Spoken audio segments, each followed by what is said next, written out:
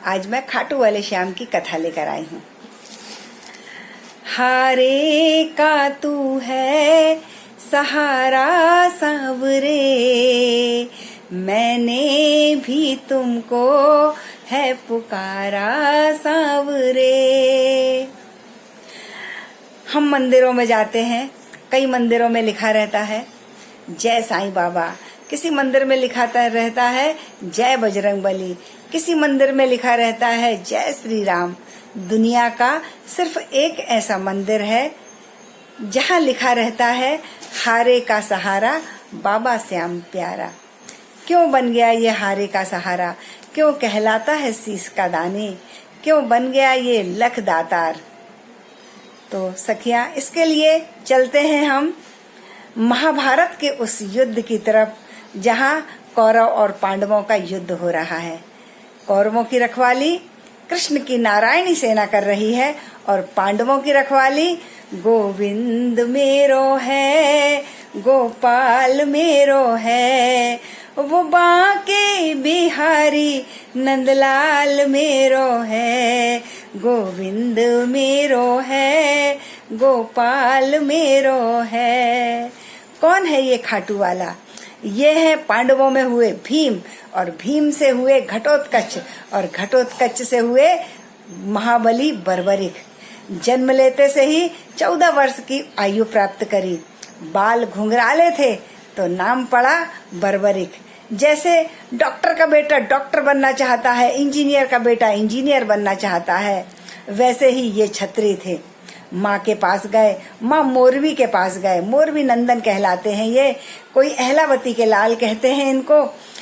माँ के पास गए, माँ मुझे भी शक्तियाँ अर्जित करना है। तो माँ ने कहा बेटा भोले को मना लो, और शिव शक्ति के बिना अधूरे हैं, तो माँ भगवती को भी मना लो। चले हैं भोले को मनाने के लिए। भोले ओ भोले, मैं तेरा तू मेरा, मुझे श्याम से मिला दे, जरा हाथ को बढ़ा दे। भोले ओ भोले। भगवती ने तपस्या से प्रसन्न होकर 3 ऐसे बाण दिए जिससे कि पूरे त्रिलोक में विजय प्राप्त कर सकते थे। 3 बाण लेके चले हैं महाबली बर्बरिक। 3 बाण धारी महिमा अति प्यारी, वो खाटू वालो सांवरिया भक्तारो पालनहारी। 3 बाण धारी महिमा अति न्यारी। माँ के पास गए हैं और माँ से कहा है माँ मुझे इन शक्तियों का उपयोग करना है, मुझे महाभारत के युद्ध में भाग लेना है, मुझे युद्ध करना है महाभारत का। तो माँ ने सोचा कि पांडव कमजोर होंगे, कौरवों के पास पूरी नारायणी सेना है, तो कहा बेटा मुझे 2 वचन देकर जा। पहला, अगर तू वहां पर युद्ध करने जा रहा है तो हारे का सहारा बनेगा, जो कमजोर पक्ष होएगा तो उसकी तरफ रहेगा। और दूसरा वचन जो कृष्ण भगवान ने उनके मुंह से बुलवाया, उनकी माँ के मुंह से बुलवाया कि कोई भी अगर रास्ते में कुछ मांगेगा तो तू इनकार नहीं करेगा। चल पड़े महाबली बर्बरिक माँ को प्रणाम करके। और जैसे भोले बाबा नंदी पर बैठते हैं, जैसे भगवती माँ शेर पर सवारी करती है, ऐसे ही लीले घोड़े पर बैठ के महाबली बर्बरिक चल पड़े कुरुक्षेत्र की ओर। लीले घोड़े को असवार खाटू वालो सांवरिया, सांवरिया रे मेरो सांवरिया, सांवरिया रे मेरो सांवरिया। और जब पहुंचे हैं कुरुक्षेत्र में तो धरती कांप गई है और चारों दिशाएं हिल गई, कौरव हिल गए, समझ नहीं आया कि क्या हो रहा है। जब पांडव हिले तो अर्जुन ने कहा कि केशव पता करके आओ कौन ऐसा महाबली यहाँ पर वीर आ गया है, आज तो ऐसा लग रहा है जैसे कि हमारी हार निश्चित है। कृष्ण भगवान सब जानते थे, ब्राह्मण का भेष बनाया और चल पड़े बर्बरिक के पास। बर्बरिक के पास गए और पूछा बर्बरिक तुम कहाँ जा रहे हो? तो बर्बरिक ने कहा कि ब्राह्मण देव, मैं महाभारत का युद्ध लड़ने आया हूँ। तो कृष्ण भगवान ने कहा कि तुमको मालूम है उसमें कितने बड़े बड़े महावीर महाबली युद्ध कर रहे हैं, और अरे तुम्हारी तो अभी खाने खेलने की उम्र है। तो बर्बरिक ने कहा कि ब्राह्मण देव, जिसके हौसले बुलंद होते हैं उन्हें उम्र का कोई भी उन्हें उम्र नहीं देखते। उनके हौसले अगर बुलंद हैं तो उनकी जीत निश्चित होती है।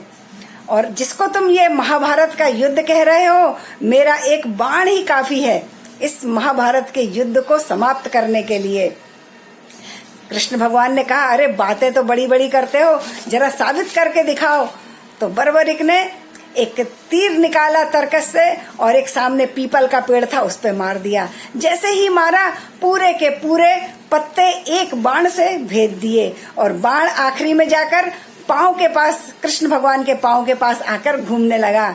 बर्बरिक ने कहा कि ब्राह्मण देव, तुम्हारे पैर के नीचे पत्ता है, उस पांव अलग करो आप। कृष्ण भगवान ने जानबूझ के पत्ता छुपा लिया था पांव के नीचे, लेकिन जैसे ही उन्होंने पैर उठाया तो उस पत्ते को भी भेद दिया। कृष्ण भगवान समझ गए कि ये कोई साधारण वीर नहीं है, ये साधारण नहीं है। अगर ये जब युद्ध करेगा तो दुश्मनों को ढूंढ ढूंढ कर मारेगा। पूछा, बर्बरिक तुम किसके तरफ से युद्ध करने आए हो? तो बर्बरिक ने कहा कि माँ को वचन देकर आया हूँ मैं कि मैं हारे का सहारा बनूंगा, जो भी पक्ष कमजोर होगा मैं उसकी तरफ रहूंगा। कृष्ण भगवान ने कहा कि ये कैसा वचन देके आ गए बर्बरिक, तुम माँ को, अगर तुम पांडवों की तरफ से युद्ध करोगे तो कौरव हारने लगेंगे, और कौरव की तरफ से तुम युद्ध करोगे तो पांडव हारने लगेंगे। अरे ऐसे तो युद्ध का कभी परिणाम ही नहीं होगा। तो तब बर्बरिक हाथ जोड़ दिए कृष्ण भगवान के सामने और कहा, प्रभु मेरा मार्गदर्शन करिए। तब कृष्ण भगवान ने कहा कि विश्व के कल्याण के लिए, धर्म की स्थापना के लिए मुझे एक शीश की जरूरत है, और ये एक शीश 3 महाबलियों में से किसी एक का हो सकता है। और ये 3 महाबली हैं कृष्ण, अर्जुन और एक तुम। कृष्ण का शीश ले नहीं सकता क्योंकि उनको युद्ध रचना है। अर्जुन का शीश ले नहीं सकता क्योंकि उनको युद्ध लड़ना है। बचे तुम। क्या बर्बरिक तुम अपना शीश दोगे और इस विश्व का कल्याण करोगे? बर्बरिक ने तुरंत अपनी तलवार निकाली और कहा, प्रभु ये शीश दिया जाएगा, लेकिन ये शीश मांगने वाले आप कोई साधारण ब्राह्मण नहीं है। आप अपना रूप बताओ, आप कौन हैं? तब कृष्ण भगवान ने विराट रूप धारण किया और झोली फैला दी। मांगा शीश का दान मुरली वाले ने, दे दिया शीश उतार खाटू वाले ने। हो मांगा शीश का दान मुरली वाले ने, दे दिया शीश उतार खाटू वाले ने। बर्बरिक की भक्ति से प्रसन्न होकर, दान से प्रसन्न होकर कृष्ण भगवान ने कहा कि क्या चाहते हो बर्बरिक? तब बर्बरिक ने कहा, प्रभु युद्ध करने आया था, युद्ध देखना चाहता हूँ। तब कृष्ण भगवान ने उस शीश को अमृत पिलाया। सखियां, जो खाटू में शीश है वो जिंदा शीश है, क्योंकि कृष्ण भगवान ने उनको अमृत पिलाया है। तो उस सिर को अमृत पिलाए और पर्वतों की एक चोटी पे जाकर रख दिया। वहां से उन्होंने पूरा कौरव और पांडवों का महाभारत का युद्ध देखा। जब युद्ध हुआ कौरव पांडवों का, तो पांडव की जीत हुई और कौरव सारे मारे गए। जैसा होता है ना कि जब कोई अच्छा काम होता है तो हमने किया है, और बुरा काम किया होता तो भाई बाजू वाले ने किया है, ऐसा ही पांडवों को भी अभिमान आ गया। पांचों के पांचों कहने लगे कि ये युद्ध हम अपनी वजह से, हमारी वजह से जीते हैं। मन में अभिमान है आया, युद्ध हमने है जिताया। मन में अभिमान है आया, युद्ध मैंने है जिताया। भीम कहने लगे कि ये युद्ध मेरी गदा के कारण जीते हैं, और अर्जुन कहने लगा कि ये जो हम जीते हैं ये मेरे गांडीव धनुष के कारण जीते हैं। युधिष्ठिर कहने लगे कि ये युद्ध अगर जीते हैं तो मेरी रणनीति के कारण जीते हैं। नकुल सहदेव कहने लगे कि ये युद्ध जीते हैं, हम तुम्हारे साथ थे इसलिए ये युद्ध जीते हैं।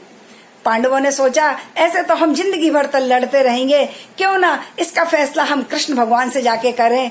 तो पांचों के पांचों पांडव कृष्ण भगवान के पास जाते हैं। चलो चलें मुरली वाले के पास, जाकर करेंगे उनसे अरदास। चलो चलें मुरली वाले के पास।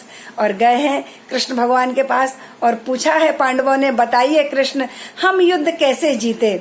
तब कृष्ण भगवान ने कहा, तुम लोग कैसी बात करते हो, मैं तो तुम्हारा रथ हाँक रहा था, मुझे तो पता ही नहीं कि तुम लोग युद्ध किसके कारण तुम युद्ध जीते हैं, पांचों में से किसका ज्यादा इस युद्ध में योगदान है, मुझे तो पता ही नहीं है। हाँ, एक शीश है जिसने पूरा महाभारत का युद्ध देखा है, तो चलो हम चलते हैं उस शीश के पास। तो सबके सब चले हैं बर्बरिक के पास। चलो चले उस शीश के पास, जाकर करेंगे उसको अरदास।